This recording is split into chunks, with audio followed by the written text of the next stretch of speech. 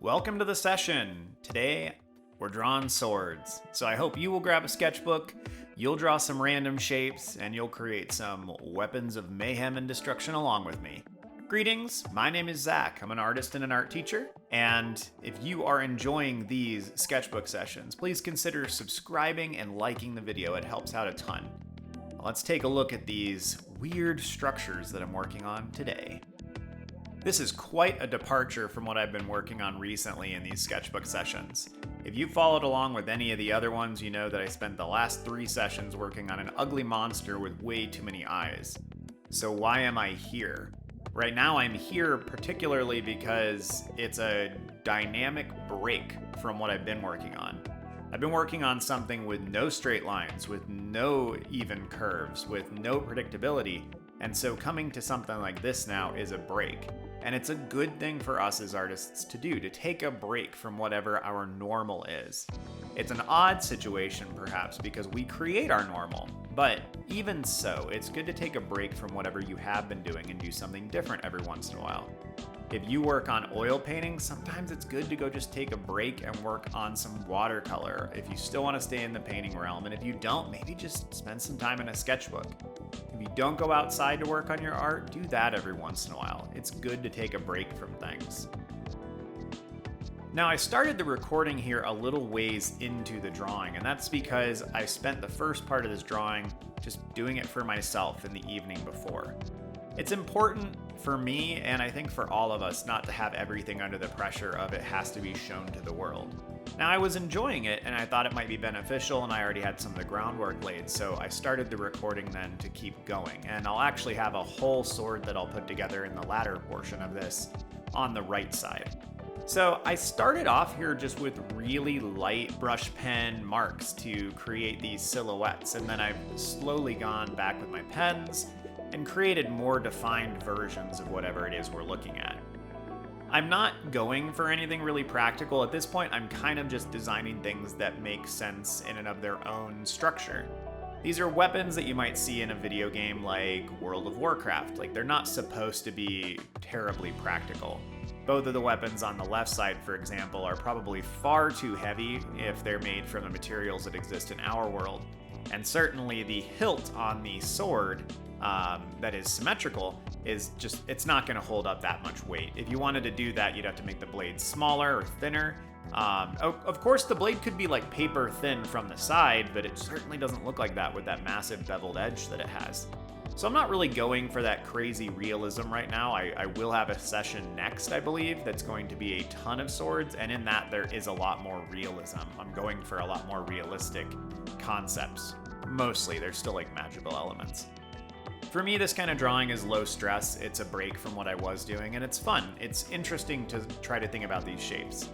I have tons of swords and weapons I've drawn over the years. I think it's a really good thing. If you play any video games, if you played Elden Ring or any of the Souls games, I would encourage you draw things from those series or create your own weapons, because it's not very hard compared to a lot of things. Like, drawing a halberd or a shield or a sword is so much easier than drawing a person, but it creates some of that same satisfaction. And you can get a lot of emotion and a lot of character in a weapon. The weapon on the left, for example, certainly looks like something that would have to do with wind or with water, and sure enough, when I color it, I go with a water type of angle because that's what it speaks to me about. But it's also not this gentle flowing water, it's more like cutting and eroding water. The sword after that then is pretty high class. It feels dynastic in some capacity, and then the one on the right is again a departure from both of those. It's something that like a Tauren from World of Warcraft would use, or from the Warcraft universe. It's a large weapon to be wielded by a very strong, large creature. And again, it doesn't quite make sense, like the teeny little blade on the end, and then the thing at the end that would almost be like a pommel for a sword. Like, that doesn't make any sense, but it doesn't have to. And it's pretty simple right now, and I'm going to start going in and I'm going to start creating some of the shading and whatnot, and then I'm going to work my darker colors over the top of that. This layering you've seen in a couple of my other brush pen videos. I really love these tools. They've just been so much fun. I could do the same thing with gouache, but I do find that getting the hard edges that I would want on something like this to be a little bit more difficult with a paintbrush. I know there are people who can do it, and I could practice to get to that level, but I have the skill in it. I have that skill already developed for utilizing the pens and the pencils and things like that. That's another thing I hadn't really thought about until right now, is I didn't use pencil on this at all. I didn't really give myself that out. I didn't give myself the ability to erase anything. Sometimes that's important. It's good to work with pencils because it's a little less stressful. And at the same, in that same vein, it's also good to not have that option, to not have the ability to erase things. It's good sometimes to force yourself to make decisions, especially in a sketchbook, because sketchbooks are built for this purpose. Sketchbooks are freeing. They give us the ability to work on whatever the heck we want, and so it doesn't matter if one of these turns out poorly. On the next sheet that I do, I think I did like 20 or more weapons on the whole thing, and some of them are not good, but that's fine. The 4 that end up on this page are all pretty decent. They seem to function in, as individual objects, they each function, but it's okay if things don't always turn out. Sometimes things aren't going to turn out. Sometimes things are going to be a little odd or a little off kilter or a little intriguing, and that's okay. I'm starting to add in some base colors now, and it was amazing to me as I was working on this how quickly these things start to come to life. The second you get out of having just the black and white and the grayscale, it starts to come to life. It feels like a really interesting thing. And I was thinking about this as I worked through about a dozen of these, and eventually it clicked and I understood why. And it's the fact that the gray tones are too synonymous with the white of the background. And so your brain has a hard time breaking the shapes apart from that, and especially because some of these shapes overlap some of the background as well. So once you start introducing color, your brain immediately goes, that's a gap between things. That's solid, that's not solid. Especially with that little teeny strip of white that you see by the handle and the blades right where I'm working right now. That is impossible to tell what it is until you shade in and you color in individual shapes there. And then all of a sudden the gaps make sense. It's not super pertinent on this one. There's only those little gaps there. And then on the kind of water-based blade, there's the gap between the 2 handles. That would be an interesting sword to hold, don't you think?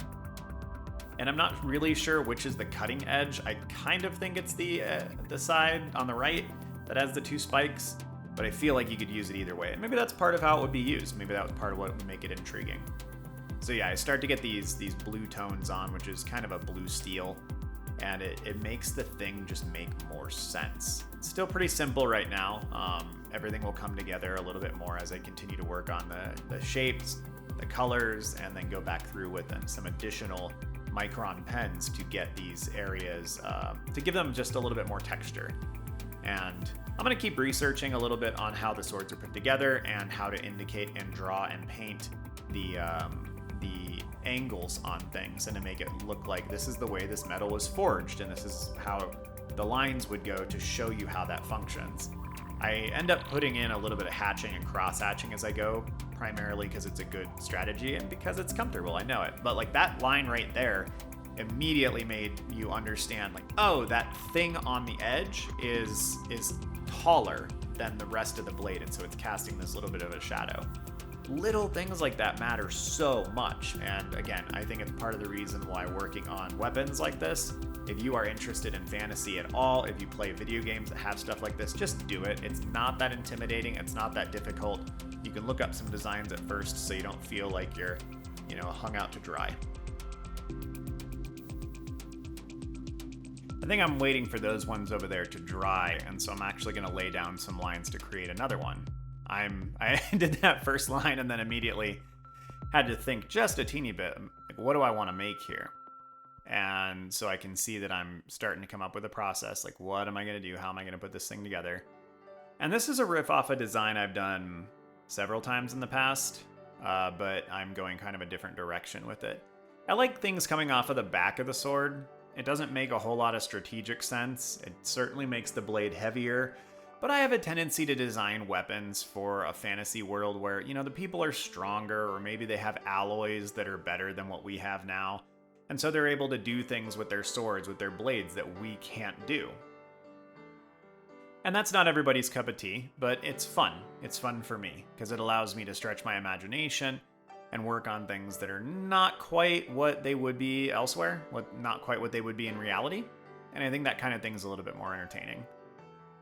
Starting to put in some color now, and you can see the blues getting laid down for this. I'm surprised that I did the blues there, but maybe I've got a plan. Maybe I don't. I often don't have a plan with these kind of things. I just kind of start going and see what happens. And every once in a while I run into this moment of, why did I do this physically and not digitally? Because it is so much easier on digital art to go back through and to redo things and to try a different thing. To copy and paste a layer and then work on top of that and figure out, okay, do I want it to be this or this or this? And there's so much malleability. But I do find that working with traditional media like this often makes you make decisions that you wouldn't otherwise. We as humans seem to make very different decisions if we know that there's no going back on it. Almost like, I was listening to Neil Gaiman the other day, who's a very prolific author, and he was talking about how he writes most of his books, if not all his books, in fountain pen. Now, I haven't used a lot of fountain pens, but they've got to be, somewhat similar to the pen and ink that we used in my drawing classes in college, and that I taught with as well, where you dip them into a fountain of ink, and you have X amount of ink, and then you keep going. I know it's different. I know that technically you've got these, or I don't know, but I think you've got these cells that kind of go into the pen and whatnot. If you have a better idea of how they work than me, go ahead and give me a link in the comments or just describe it in the comments. I'd love to hear about it because I don't have a lot of experience with it. But suffice it to say, he likes working with a pen for his writing, a pen that is individual, that has to be chosen. And part of the reason seems to be that he says you're more deliberate about the decisions you make with what you write, because you can't just redo it 70,000 times. He said a lot of writers nowadays will write on their computer and they'll type things out, oh, that sentence doesn't look good, and they'll just redo that sentence until it's correct. And I have to admit, I am guilty of this in some capacity with my writing, but with a small caveat. In my writing, I tend to think, I'm just putting this down as a first draft, and I think of that like laying out my first set of colors on a canvas. And I really try not to go back through and redo things. I'm under the pretense at this moment that I'm going to go back through and I'm going to do a secondary draft that's going to fix all these issues. But for my first draft, I'm not trying to do things perfectly. I'm mostly just trying to paint with really broad strokes and get across the components of the story that I want to have. And so I can come back in later and add foreshadowing. I can come back in later and change characters' names. Like, those things are not consequential right now. What's consequential is, does the plot make sense? Does the story make sense? Is the dialogue communicating what it needs to? And I can write boring dialogue right now and go fix it later. So I understand what he's saying, and I think it's very true in most capacities. Working with these pens right now forces me to make decisions about things, because if I decide that I'm gonna try something with this yellow, I'm gonna go way out and like make flames coming off the crossguard, like, it's gonna look weird or awesome. But if it looks weird, there's no going back on it, and so I'm making more calculated decisions. If I was gonna do something with that, I would play with a lighter tone and kind of do it, and if it didn't work well, there would just be a little bit of that lighter tone behind the sword, and that would be fine. Now, there's a place for both in our lives, to work with reckless abandon, and then there's also the working more calculated. And as artists and creatives, I think it's important for us to work in each of those different arenas. It's important for us to try to hone all of those skills, to work in different capacities. And so I'm here, I'm making swords, I'm making weapons, and this inspires me to go forward and to make more things. And as I continue to do so, I will take a session at some point and sit down and go, this is our prompt for this sword. This is the idea of what we want to put together, what we want to execute. The person who would utilize this sword would be this kind of person. What kind of blade would they use? Because I'd like to think that in a fantasy setting, you could really tell who the person is by the kind of sword they wield. And immediately now my brain is just running, and it's hitting immediately towards World of Warcraft and Warcraft, where you have Frostmourne, a sword wielded by Arthas, and he is a prince who took up a cursed sword in order to save his people, and he fell to the sword. And the sword should have given him some idea of what it was going to be before he picked it up, because it's this demonic-looking blade with teeth on the side, and it's non-symmetrical, and it's got a skull on the crossguard, and it has ice dripping from it. And it was a blade that was cursed and contains part of the soul of Kel'Thuzad, who was... or no, not Kel'Thuzad, Ner'zhul, sorry. And he was an orc who, on his home planet of Draenor, he opened portals that destroyed his homeworld. And he went through one of the portals and was caught by demons, and his body was torn into nothingness, and he was imprisoned in this icy tomb called the Frozen Throne. And when Arthas takes the sword Frostmourne, his soul slowly begins to be taken over by Ner'zhul. And all of this is communicated in some capacity by that blade and what that blade looks like. When my mind goes to the Lord of the Rings movies made by Peter Jackson, you look at Sting, which is this simple blade that Frodo inherits from Bilbo. Sting, of course, was part of a triad of blades that came out of the Trolls Horde in The Hobbit, which Peter Jackson also does. The other two blades in that loot were Orcrist and Glamdring, and they became the swords of Gandalf and of Thorin Oakenshield. But Sting also has a name, but Bilbo in that film and in that book does not show it to Elrond to get its name read, and so he names it Sting, and he names it Sting as he's fighting off all these spiders in Mirkwood. But that blade is simple, it's elegant, it's refined, it tells you something about the upscale, up-class portion of the Frodo and Bilbo lineage. They are well-to-do hobbits, and so the blade kind of communicates some of those pieces. If you pay a little bit more attention, the blade that Sam uses in the movies is not a particularly elegant blade, because Sam is not a particularly elegant character. He's the best character, but his blade doesn't need to be all that elegant. Legolas' sword is very curved and flowing, just like he is. Gimli's axe is very geometric. He's got a lot of them. He's got like 5 or 7 different axes, but they're all very geometric. They're stout like he is. It tells you something about him and his personality. Anduril, the Flame of the West, that Aragorn inherits in the Return of the King film, is an elegant blade. It is royal, it is imperial, it is beautiful, but there's this odd note of asymmetry to it right at the tip. And that is alluding to the fact that this is the blade that was broken, that this is the blade that was reforged. Each of these blades tell you something about the person who owns them. When you look at Eomer's sword and Theoden's sword, they have horse motifs on them. One of them, I don't remember off the top of my head, is actually asymmetrical from the side, and it is circularly symmetrical if you looked at it from straight down. The horses chase each other around the hilt. And if you look at Boromir's blade, it is built for the stout person that he is, as are his other raiments, his shield, his garb. All of these things tell you bits and pieces about these characters and the people that they are. Now, I could go on and on. There are so many more weapons that are iconic in all of these series, but they tell you something. The weapons tell you something about the person. And so there's a lot of fun. There's a lot of joy to be had in the development of and the creation of weapons, because you could really sit down with a character prompt and build the weapon for them. Now, can you do this with guns and things like that in other genres? Perhaps. I doesn't sound as fun to me, but I think you probably could do it. It would probably require a little bit more knowledge of like what a particular gun is and what its motif is and what it says. I'm just not as interested. I think you could certainly do it in a sci-fi situation reasonably easily. It does seem like it would be fun to take a look at world building through weapon design, though, and maybe that's something that I'll do in another session. If that's something that you'd like to see, please leave a comment down below and let me know. I would love to do it, but I'd like to know that there's some people that are interested in that.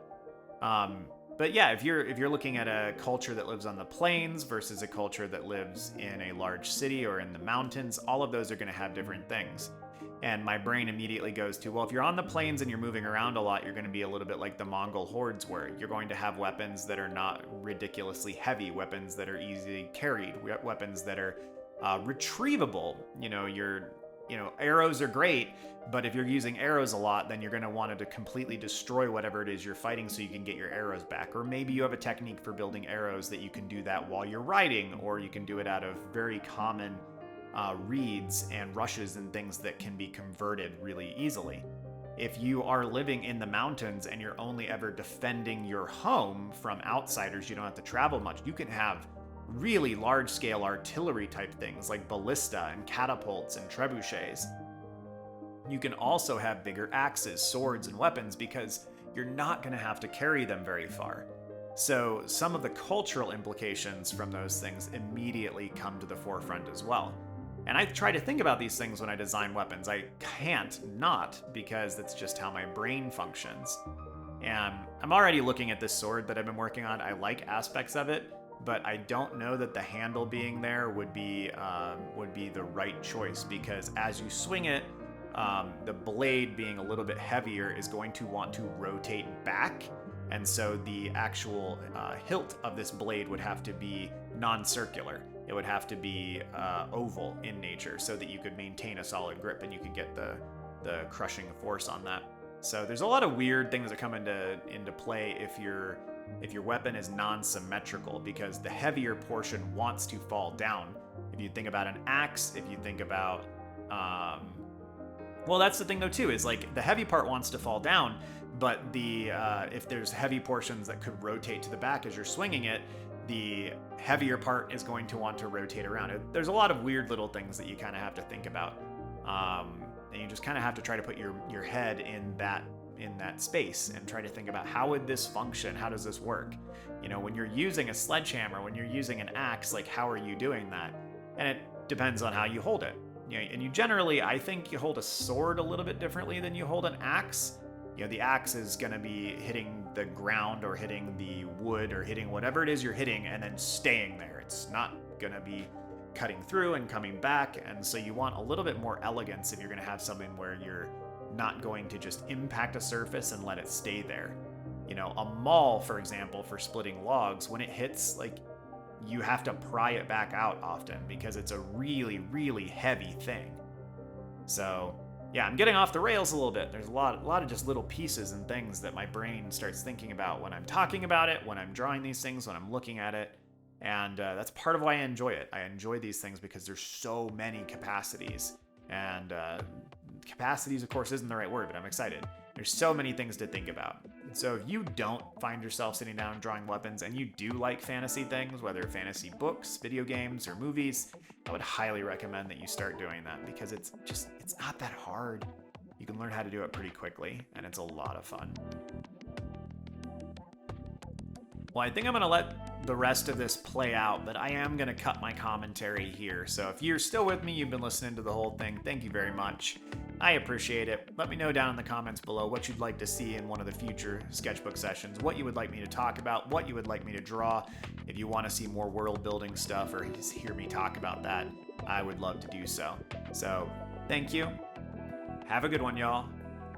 See you soon.